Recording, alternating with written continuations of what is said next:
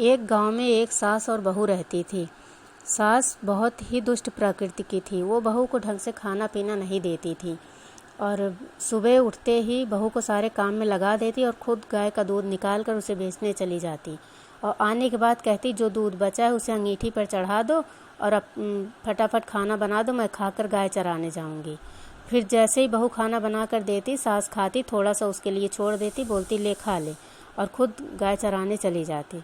कई दिन ऐसा ही चलता रहा। बहू को बहुत भूख लगती तो उसने एक युक्ति सोची और आटा की रोटियां बनाने से पहले ही थोड़े आटे की गोलियां बनाकर अलग रख ली और उसे दूध जो अंगीठी पर चढ़ा था उसी भगोने में डाल दी। और जब तक दूध उबलता तब तक वो गोलियां भी पक जाती और जब सास गाय चराने जाती तभी वो बहू दूध से वो गोलियां निकाल कर खा लेती थी।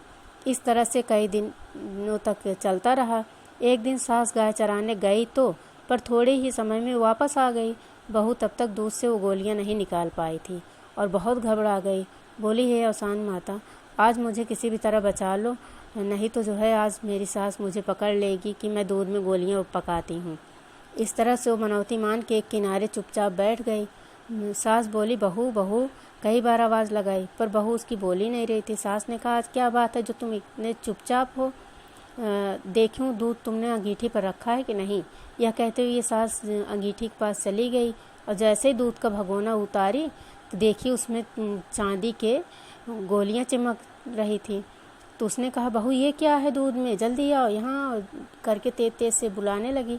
बहू डर के मारे जा ही नहीं रही थी कि उसे तो ये पता था कि आज मेरी चोरी पकड़ी गई, मैंने गोलियां निकालना भूल गई और मेरी सास अभी पकड़ लेगी, बोलेगी तू इसमें आटा क्यों डालती है।